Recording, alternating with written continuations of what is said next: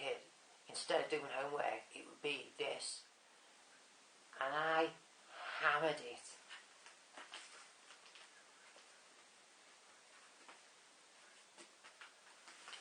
Word of warning, if you're buying an album on discogs, check how much the seller's gonna charge for posting before you buy it. Discogs is a funny way of charging their pricing their postage via its own invoice. I was caught out buying this album, basically. I thought I was getting bargain on discogs, but when I finally did all the clicking to make the purchase, it worked out more. So, just a word to to people who buy music online, especially LPs, because it's where LPs is where the expensive mailing postage on LPs is astronomical, and discogs mainly deal in albums, and the crafty little buggers, aren't they? They know what they're doing, discogs. They know exactly what they're doing. They know damn well that people aren't used to that extra link or two.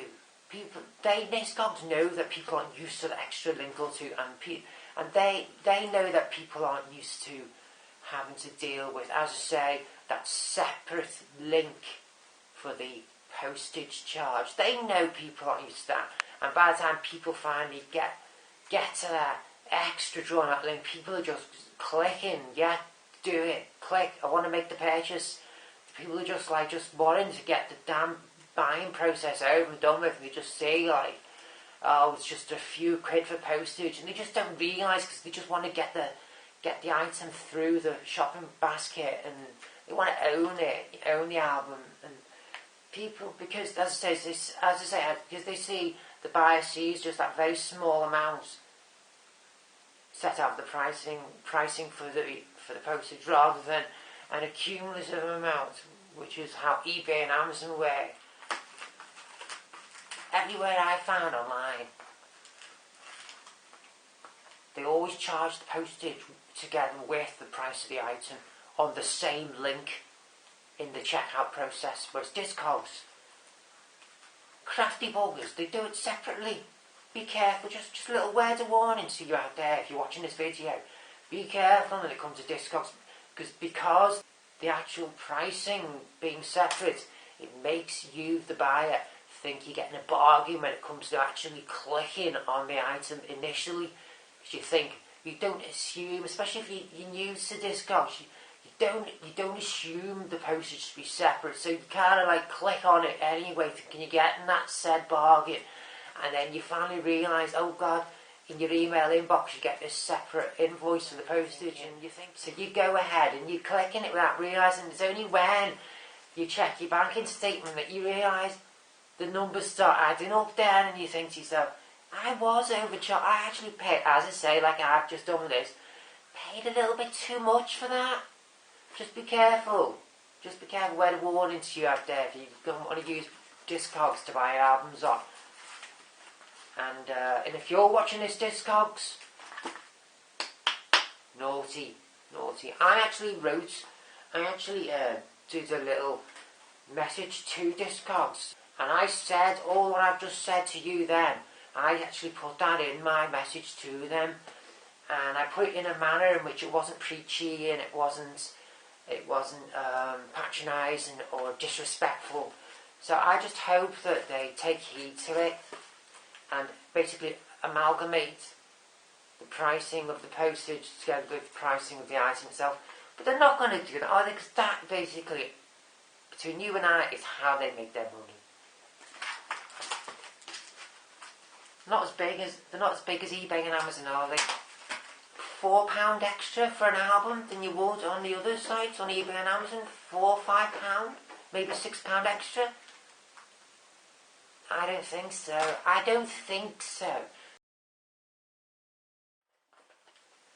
So anyway, I rant over, and it's taken me till now.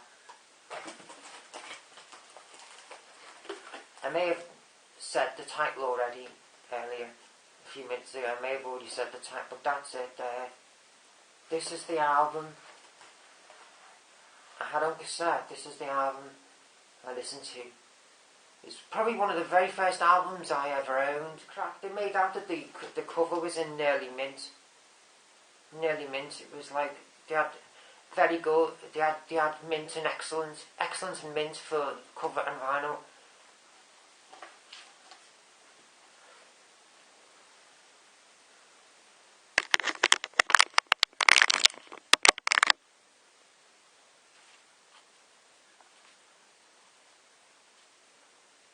That's neither, isn't it?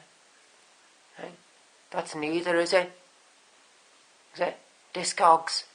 That's neither, is it? Nearly mint or excellent. That's neither, is it? See it on the cover there? Neither, is it?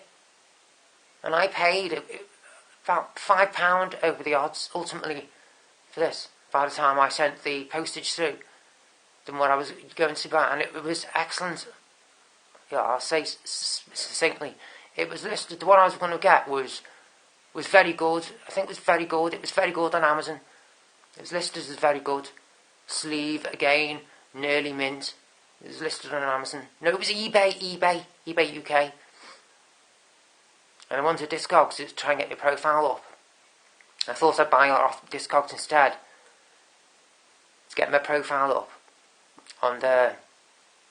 And it was rated as the same. Excellent, and one was excellent, one was near mint. Basically, it was rated as the same. And I chose to use Discogs instead of eBay, where I was going to buy it from, for my profile's sake. That's neither, is it? That's just really done my head in, that. Really done my head in, that.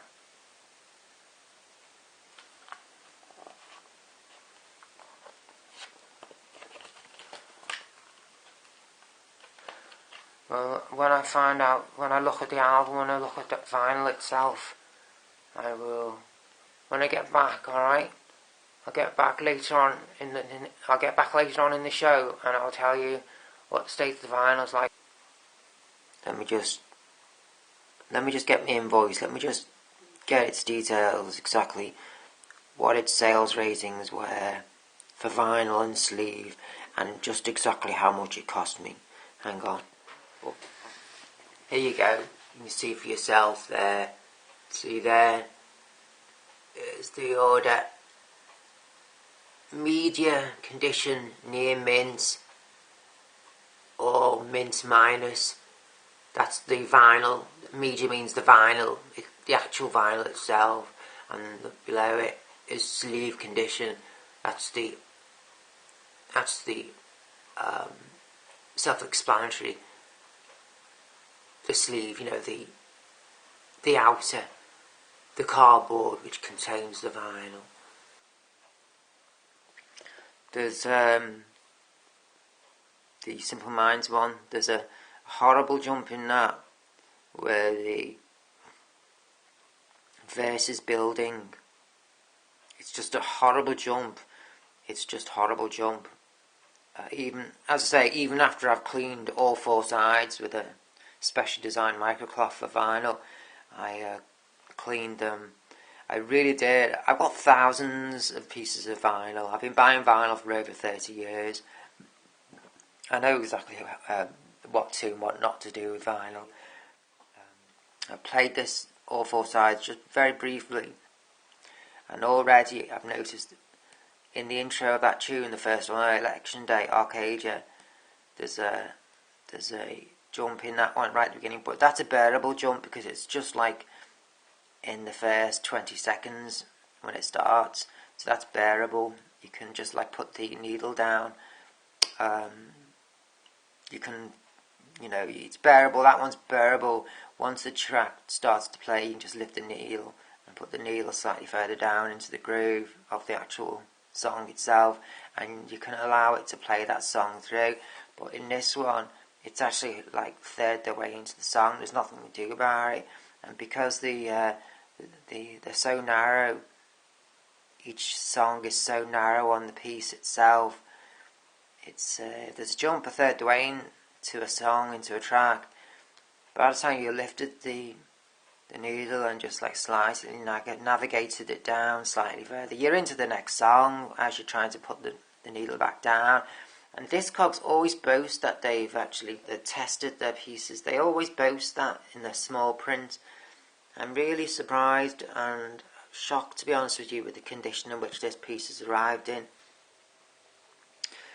This side, I was saying to you, it sounds knackered to the actual ear when you're listening to it. This side particularly sounds really knackered, as if it's been played to hell, this side. As I say, I've had 30 years worth of experience of listening to vinyl. It just sounds knackered. The fidelity, the crispness of the fidelity, it goes in and out something wicked. The fidelity within the stereo encode in the vinyl, it's really worn, it's really knackered, it fluctuates terribly. On the display features on my stereo amplifier, it demonstrates that very thing. And that side contains the best bunch of songs. They're all clustered together. Real solid side that is as well. I can see why that's been played loads outside. It's but that it isn't what its sales is boasting there. It's actually boasting as near mint minus. It's not. It's far from it. This side's fine. There's no jumps at all here. But I've not played this side enough to notice the quality of its fidelity. But I do remember thinking when I did play all, that all four sides did sound. They did sound not near mint minus. I think it's just very clever marketing on Discogs' part. I think that's how they make their money. It's all through clever marketing.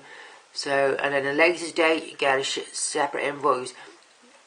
It comes to like quite a surprise. You go through your inbox, like it might be like 4 or 5 days later, 3 or 4 days later. You go through your inbox, your email, you'll be flicking through your emails, your inbox and your emails, and you go, hey, oh, what's that? An invoice for shipping, and you'll click on it, and then it'll have a link taking you back to the Discogs site, and then it'll say there, please pay for your item, blah blah blah, and it'll bring up the item you ordered a few days earlier.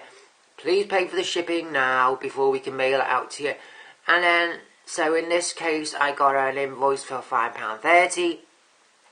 It's basically the price of the item again, isn't it? Look at that. Listed as media, as new mint, and the sleeve, very good plus. Not just very good, but very good plus.